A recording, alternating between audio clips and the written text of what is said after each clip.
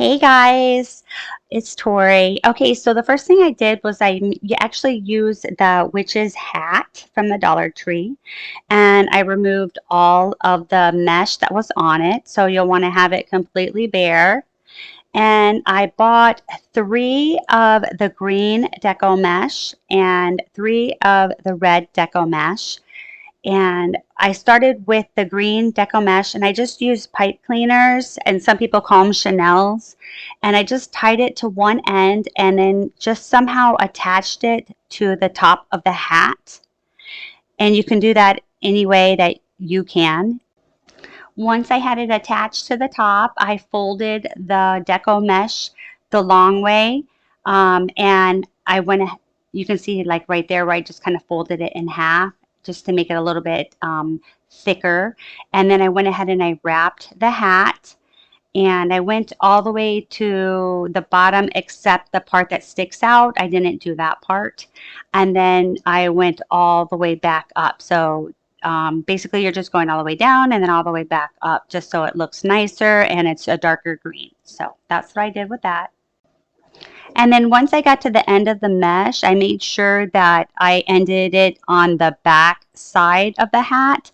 And all I did was just kind of tuck it into one of the other, I just tucked it in. And you can see over here how I do. I just kind of tuck it in under one of the other lines of the mesh. So that was all that I did. I'm sure you could use glue gun as well, but I think it stayed pretty well just kind of tucking it under. So then I added a bell that I actually had on hand, and I was so sad because I actually used my last big red bell. So this is actually a smaller one. But anyway, what I did was I just tied a little string through the little area that you could fit the string through, and then I just tied it to the top of the hat. So that's what I did with that. Okay, so for this project, I'm going to use the green and the red deco mesh. And I just started cutting some strips, and I did them about 8 inches long. And I want to say that I used about 24 of the little bundles that I made. So I really didn't use that much. But I went ahead and I measured on about 8 inches. And then I also used the mesh tubing, and I did that about 10 inches. I did that a little bit longer. And then I picked a few ribbons that I wanted to add to it, and I did about 8 or 9 inches long for that. So you really can just do any kind of measurement that you want. It just depends on what you want. So then the next thing I did was I went ahead and I grabbed one of the meshes and I rolled it tightly. And I grabbed the next mesh and rolled it tightly. And you'll want to go ahead and crisscross the two meshes, and you can place one of the ribbons or two of the ribbons, whatever you want, on top of it, going center down. And then I used the pipe cleaner that I actually cut into half and just used half of it. And you tie it, you wrap it around the center, and you want to make sure to kind of pinch it and tie it, make it tight and twist it. So you'll just want that to be very tight. And so I went ahead and I just did different ones with different ribbons. And I want to say I made about 24. And then we'll go ahead and get started with putting them onto the wreath. When using the mesh tubing, what I did was I went ahead and I made a loop on each side just by pinching the two loops together. And then I held that down while I placed that crisscross onto the bundle. And then I went ahead and put the pipe cleaner right in the center to hold it. So that was my first time actually using the tubing, the mesh tubing, and I really liked it. I think it really is really cute, and it was easy to use, and I think it just adds like an extra little flair to it. So I was excited. I'd never used that before. So let me know if you've used it before and if you guys like it. And now we're ready to go ahead and apply the bundle to the bottom of the wreath.